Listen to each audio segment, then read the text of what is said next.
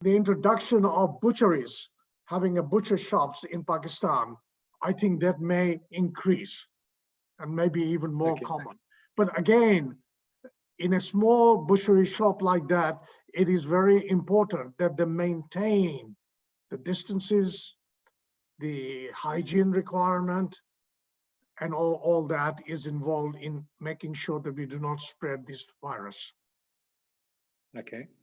So Aziz, generally, this is a question I'm asking from you as well, though we have a discussion on this, but just to refresh to the knowledge to the people who are listening to us, that of course this COVID-19 is from the same virus family which is already existing in poultry as well.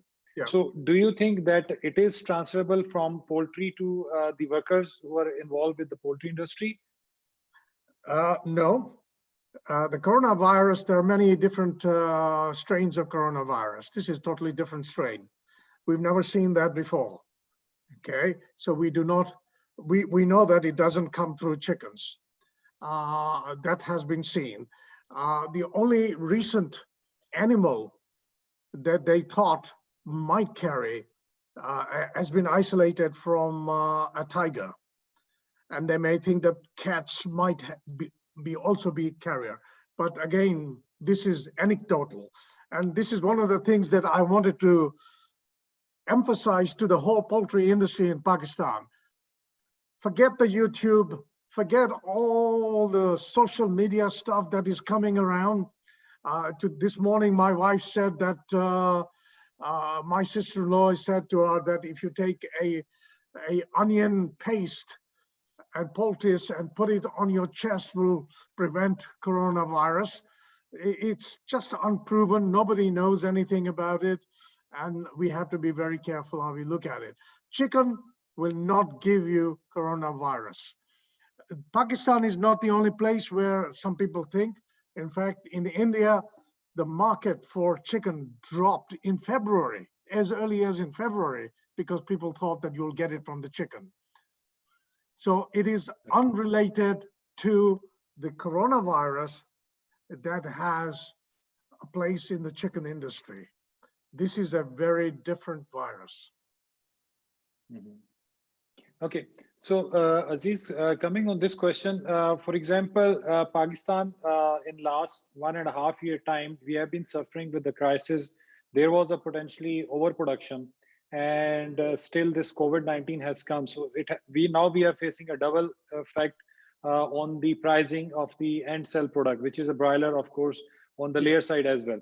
So what do you suggest during this period of time, what poultry production or poultry professionals should do in order to raise the demand of the poultry for consumer, and how we can support during this time in terms of building up the immunity of the consumers? All right.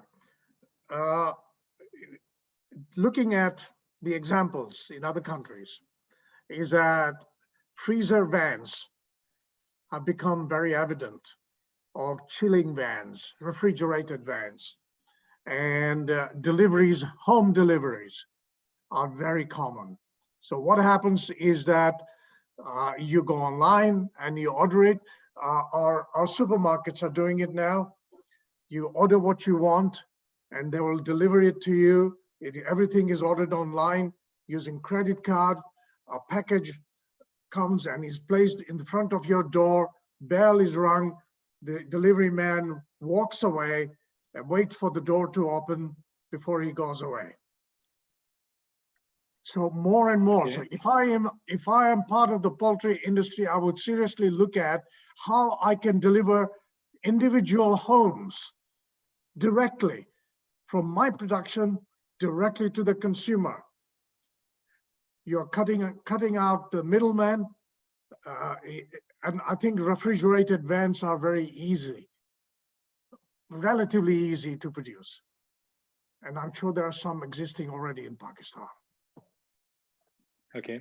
So Aziz, we have seen that poultry industry have been facing the viruses challenges, and we have been implementing the operational biosecurities and conceptual biosecurities as well. So what you suggest over here, what we can do further better for the biosecurity here in Pakistan? Do they take temperature of the every several hours, temperature of the employees? Important. Check, Okay, one of those pointers, have washing facilities in many places, soap and water. Soap apparently is highly effective against the COVID. Okay, so soap and water. Clothes, change of clothes you already have. So that biosecurity, poultry industry is well advanced in understanding biosecurity to protect the chicken. Now we have to protect ourselves as well.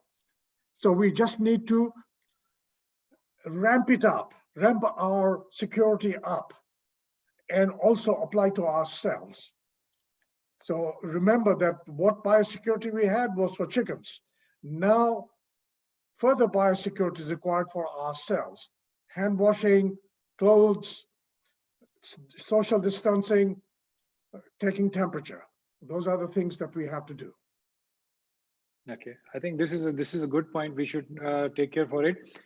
Just coming on the layer side, egg industry market. So what are the changes that you have seen in the UK market during this COVID-19 situation? Well, the egg industry, there was a bit of a shortage, but now what is interesting here is that, remember that we have eggs from different types of production systems. So a lot of different production systems coming in. And so now the consumer is not concerned about what kind of eggs do I get. Do I get organic eggs or do I get free range? They will buy eggs. So eggs are available. They are actually delivered at home. But last time I ordered eggs, I was only given a pack of 6, when I usually buy a pack of 30 eggs.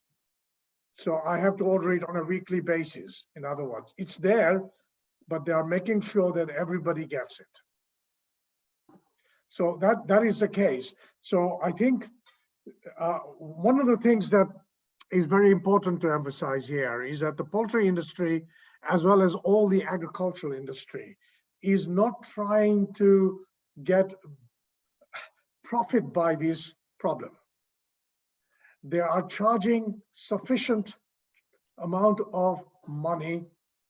Their prices are enough to cover their cost and give them profit. They are not charging exorbitant prices. All right, so they are not trying to profit from other people's miseries. So that has been a trend in the UK, is that you do not profit from the problem that we have in the whole industry. And I know that you've had some problems in people hoarding some food items, trying to sell at a higher prices. I don't think this is not happening here. And if it does happen here, it becomes a legal challenge. It is outlawed, basically. Okay. So, Aziz, we have Dr. Hanif Nazir with us. He's also a very good poultry practitioner. So he has an experience in different part of the world as well. So Ubaid, open Dr. Hanif Nazir mic so that he can ask some question and we can make some more interaction in discussion. Yes, we have Matt. Dr. Hanif Nazir. How are you? Sir, your mic is open. I can't hear you. Sir, side से अपना वो open. Sir अपना mic open कीजिएगा.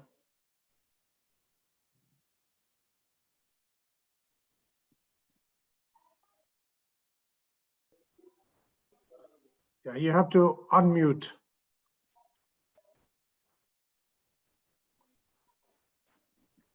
Unmute है sir, अब बोले.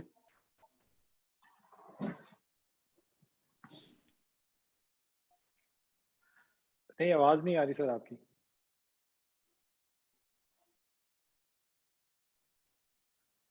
Sir headphone उतार के ट्राई करें, कंप्यूटर से निकाल दें. हाँ, अब आ रही है आवाज? जी सर, आ रही है. सर अब Okay, thank you very much, Aziz, for an outlook of UK and the steps taken there. So as Shahzad said, if there is any question to me, I'm ready to answer, but actually we were suffering overproduction here in this country. And this problem added up fuel on it. And there is no price of day-old chicks. Either we are throwing them in drums or we are just, taking them to some farm. It's a total chaotic situation. But the chicken is available in the market on a very low price. I don't know when it will take the other way around, because the indications are that when there is no new productions enough, then the existing production might not be, sufficient at all. Yes. So, Shahzad, what you are looking, what should I say? Yeah, I think, sir, probably as what do you see the trends in market, especially when we talk about the consumer preferences in Pakistan? Do you think that because of this lockdown, especially, it's my observation in the bigger cities like Islamabad, I've seen some of the branded shops which were selling these frozen and value-added products. The rush and the amount of sale has increased in last 2 weeks time. What I discussed with them. And secondly, I also have a session with the open slaughterhouse person who was doing a chicken slaughtering in a traditional way. I asked him, so what he was telling to me that he's getting chicken and his chicken is being sold the way it was being sold earlier. So there is no disruption in the buying of the people at the moment, and chicken purchase at the some of the branded shop it has increased. So do you agree, sir, with this concept? Have you observed this thing, sir? Can you open my mic? Yeah. Yeah, it's open. Well, you very well said, Shahzad. Actually, branded shops or wet market shops, till today, the chicken is available, and at a very low price, because the farmers are selling on a very, very low price, much lower than their production cost. If I would say at the moment, about 30 rupees a kilo is the loss on a chicken for the producer. The problem is not of today. The problem is a few weeks later, when the placements which we are doing today are very, very little. I'm aware that many hatcheries are drowning their chicks and the hatching eggs. They don't transfer them to the hatchers. So I am expecting, I may be wrong, but it doesn't seem to be, that there will be a serious shortage in the near future. One of the reason of low placement is always, Ramadan. I can understand that the people place less chicken because they are not fetching good prices when they produce in Ramadan. But these days, particularly these days, it's a placement for Eid. So even for Eid, the trend is not showing that people are curious to buy the day-old chicks. I'm aware, the Friday hatches, today we are Monday, and the Friday hatches are not yet sold. The people send me pictures that they receive chicks with, juvenile feathers grown. So this means that the chicks are in tremendous pressure of sales. Another thing is that since market was already in pressure, so the cash flow was already short, and the buying power of the farmer, because of the previous losses, is also part of the problem. So Pakistan Poultry Association is struggling, and they are getting some reliefs, but I don't think such reliefs will be encouraging that much to the farmers to go for, an experiment which they did already and they could not succeed. So my concern is not of today. My concern is the future weeks to come. Well, the Because way I do agree. Pakistan industry has always been in a situation where there have been cases of overproduction. This has been right from the beginning of your poultry industry. When the prices were good, people expanded and then ended up having overproduction. Prices dropped. And as prices got better, more and more people came in. I think when there's overproduction, when people are making losses, usually what happens in most countries is that the industry consolidates. In other words, you have good, strong, efficient companies survive better, and inefficient companies do not survive well. So I think nature takes its course. It evolves into a different kind of an industry. The only problem is that it ends up with fewer operators rather than many operators. Fewer but large operators. And that's what consolidation does. And I think we have to, one of the warnings I gave in my final remark was that we have to be very careful that when the pandemic is over, there's celebration going to take place. People will want to buy and eat and so on. We have to be very careful not to expand too much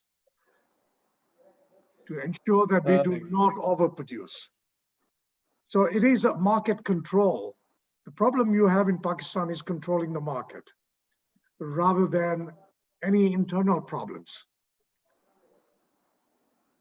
Well, commenting on that, you know, when there is huge profits, you invite more competition. Yes. So the problem is that already the poultry is consolidating.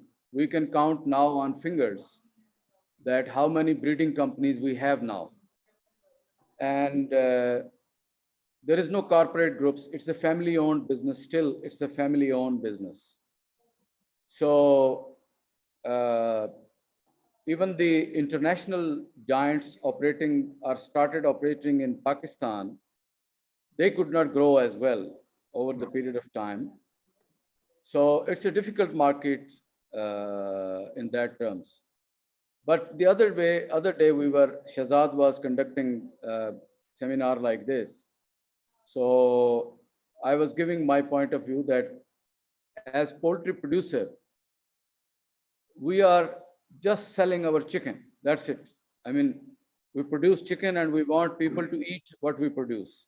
Yes. So there is no, choices available according to the market response here. So on 15th, I will talk about it, that what are the possibilities, because, I have been working in Saudi Arabia and Yes, I remember. one of the very big company, I was responsible for that company. Yes. So we were forced to invent so many things. Because, and in Pakistan, I tell you a very interesting story. Nobody buys full chicken. I mean, maybe if Shahzad said 5-6% is the slaughtered market, I would not say frozen or fresh. I mean, pre-slaughtered, I would say. I don't think somebody is still producing frozen. It's all fresh or they freeze it. It's not a process of frozen chicken in this country. So they are selling their further products like nuggets or items like this. But very few people go and buy full chicken from them. I have few shops near my home, and time to time I go and keep checking. Very few people, or negligible people, are buying whole chicken. It's always cut-ups. It's always the further products like that. But when you go to the wet market, you find a lot of people buying those chicken. And the investments was done enormously in the processing chicken, I mean, the processing plants. And I don't think at this moment they are in easy situation. Some of them are in a very tough situation. Even the investment of up to, 5 billion rupees, 10 billion rupees, or things like that. So I think what we have to do is to work with our consumers and to see what kind of products they want. Yes. Because we said from the beginning, okay, we got genetics from outside. Yes, we got best genetics. We are now growing chicken in 30 days. We are having wonderful feed conversion. The cost is less. We produce as big chicken as we want. But what we did, we lost our premium customers, those who can pay. And in parties like weddings or other gatherings, they say, oh, leave chicken because it's a very cheap product. And we like to go for premium products like mutton in this country. So we nearly see the elite people using chicken. So that was another mistake we made, that we just worked on growth of the chicken and feed conversion, cost of production. We were having tremendous success towards that. But Yes. then we had a failure that our market and those who can pay are not our customers anymore. And those who are our customers, they cannot pay our cost of production. So that's the place we are hanging in between. But I think it's still a family business. There is no corporate companies, but let's see what happens. I'm not sure that anything happens so quickly, because till now the race is how much you produce, because the mindset was whatever you produce, you will sell it. Oh, there are bad times, what we have seen over the years. Bad times are covered by good times very quickly. So let's have the production. The bad time will be over. Good time will cover everything, and we will make profits. So even the people who talk very loud like me, in this forum, they will be placing chicks and talking opposite to what they're saying. Well, surely marketing, a businessman always Yes. looked at the market and says, this is the market and this is what I will provide the market. You see, what you're saying to me is that, and it's of concern that people are producing chicken and they want to sell the chicken. They think that people will buy whatever they produce. I think we have to now think in terms of producing what the people will buy. Exactly. And This is what Shahzad picked up the other day yeah, when I was talking about it, because having international experience, and I remember in that big company of Saudi Arabia, we were in crunch, most of the times, yes, and we had millions of chicken in our warehouse, and we had to throw and waiting for Hajj period to cover our stocks. But then they went with certain inventions, and particularly the bigger companies, and it became a real food, food preference for the consumers. And then there was a relief in the marketing of the chicken and chicken products. yes, yes. So, We have Asif any other Mehboob. questions? We have Asif. Asif Mehboob is there. So Asif bhai, please, if you have a question. Go ahead. Thank you very much, Mr. Aziz. It was a nice presentation. Thank you, Shahzad, for hosting such a nice meeting. My question was, I already wrote it also to Shahzad to ask you. A certain amount of the population in the human side is exposed to this alpha coronas, as we know, the people who have the backyard poultry are the people who are working in the poultry sector. They're already exposed to the coronaviruses. Is there any hope that those people who are already exposed to the coronaviruses, their bodies would not to undergo a severe reaction to the virus exposure to the COVID-19? I mean, there would not be any cytokine storming in the lungs. Well, the jury is out. Just now, the general feeling is that those who've had COVID-19 and recovered will have antibodies. What we don't know is that whether they will catch it again. So in other words, they may not be shedding it because you cannot shed antibodies, okay? But what we don't know is that whether these antibodies dissipate, whether they stay with them for life or for a certain amount of period, we do not know. And I think there have been some reports that some people who've had it have got it second time, but these are anecdotal. So we don't know that. Remember, we don't have sufficient testing and we don't have antibody testing, reliable antibody testing.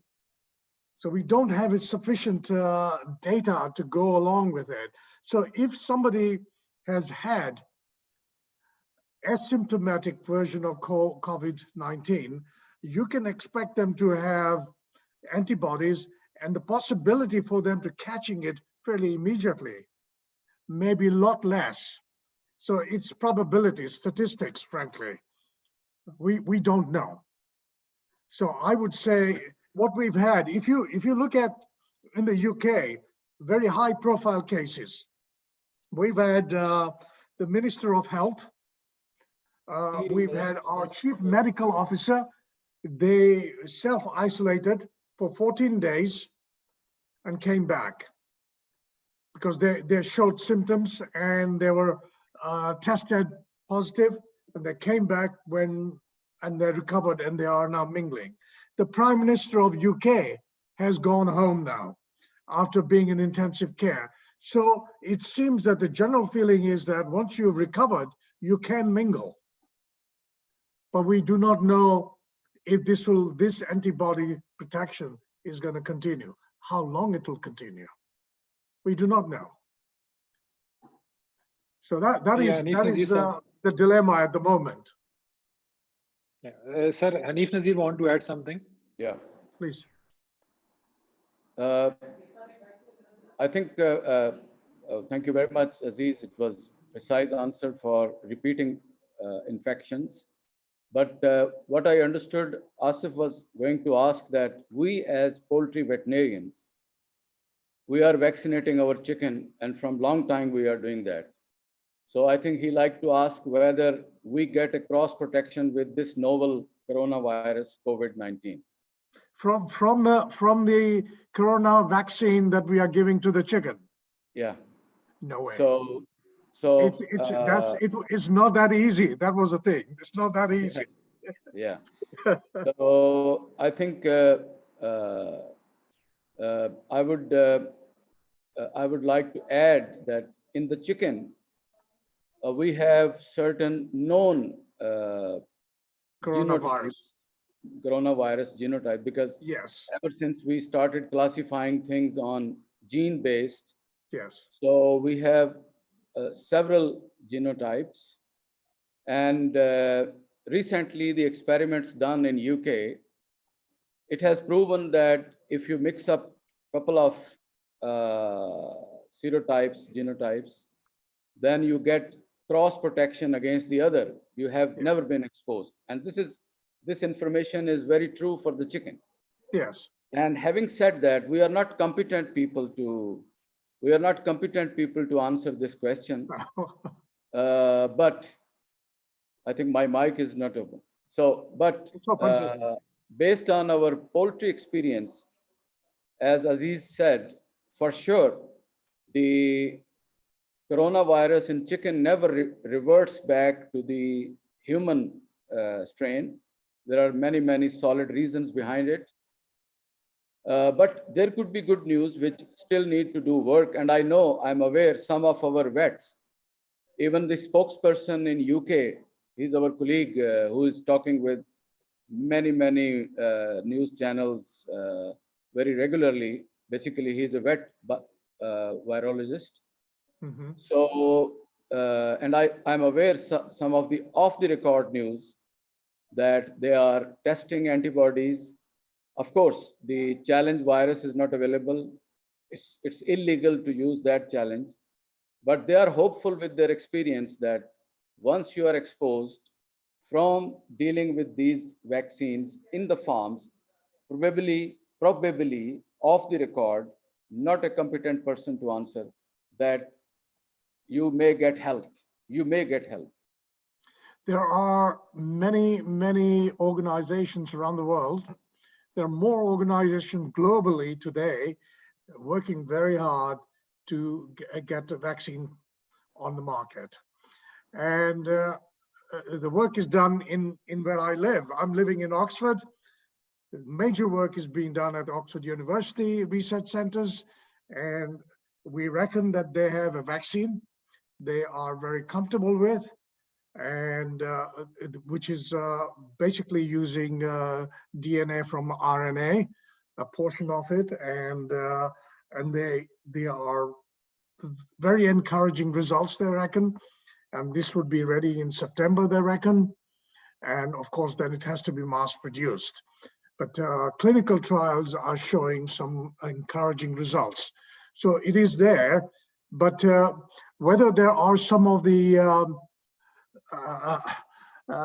scientists looking at what's happening in the poultry industry, and surely we have to learn what we do in animal industry and apply it. Many of the advantages we've had in human medication have come derived from what we have seen in the animals, things like insulin and so on. So there is, I'm sure they're all aware of it. And there is a lot of discussion going on between scientists in different areas.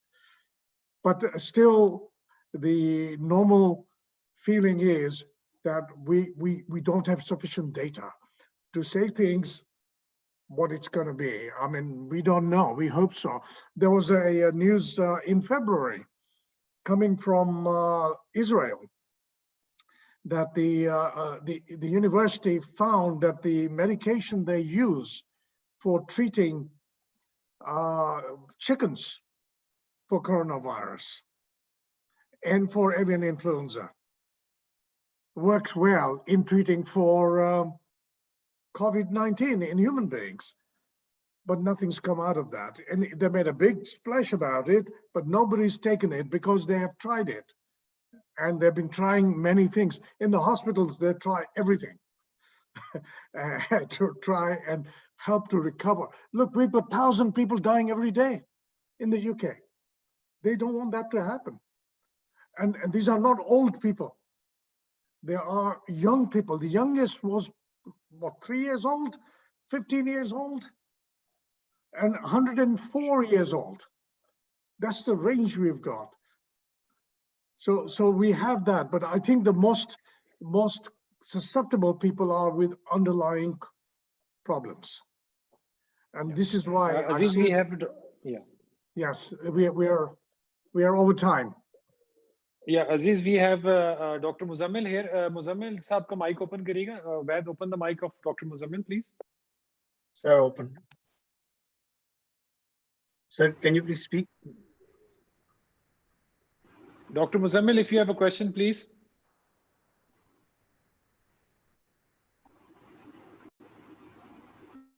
There he is.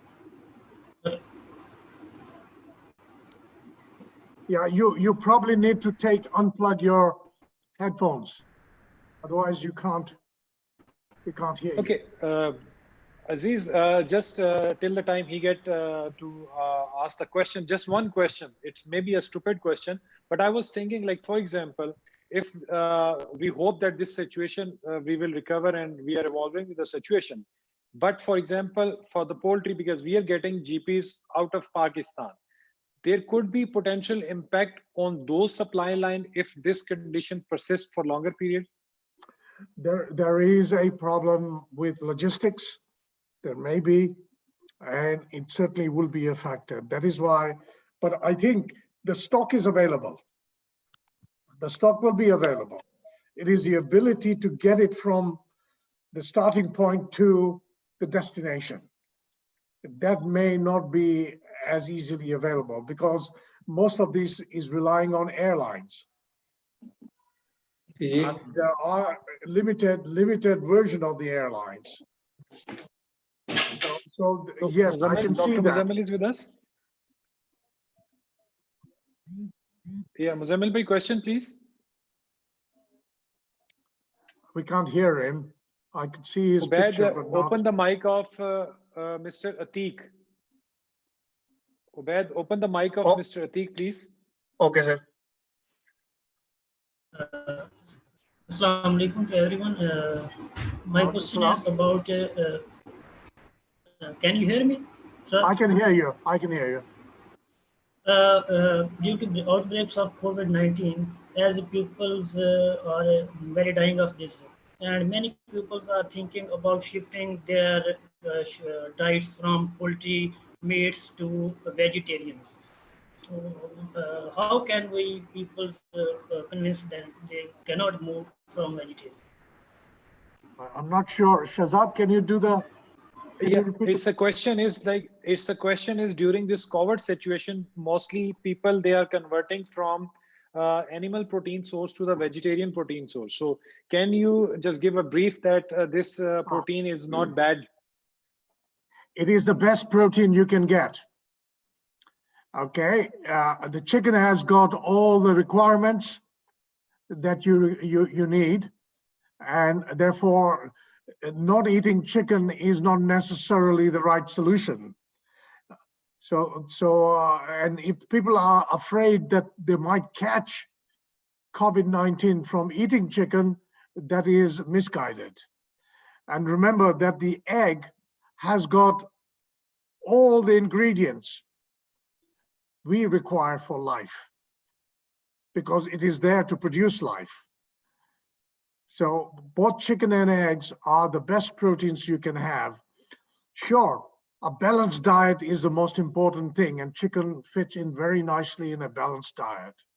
So I would say marketing has to be there to ensure that the consumers understand the differences, that you can never get COVID from chicken, and that chicken is a healthy product and it fits in very well in your balanced diet. Okay.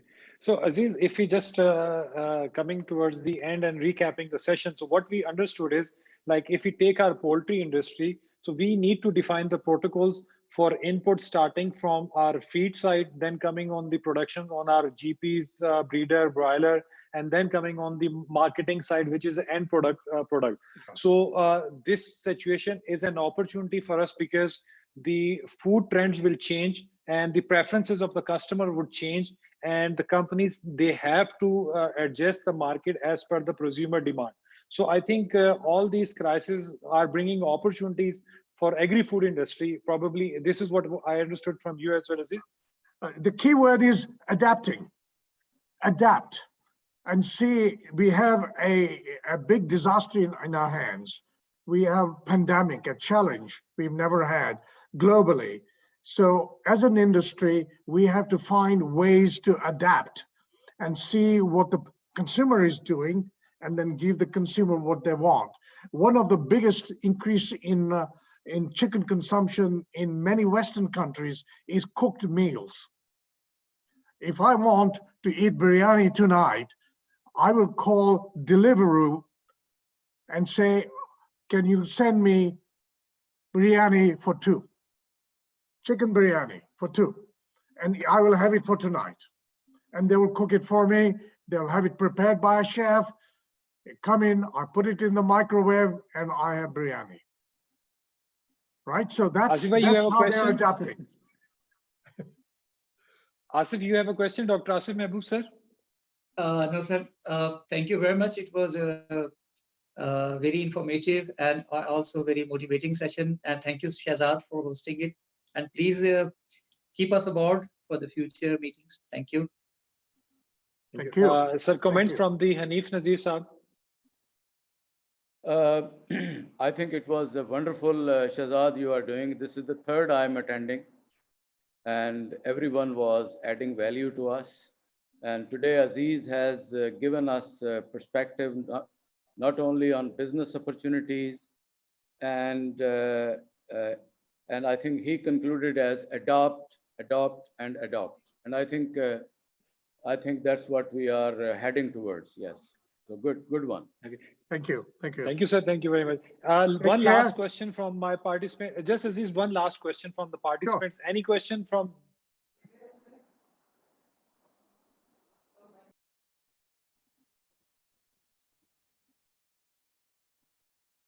Anyone? Any question, please?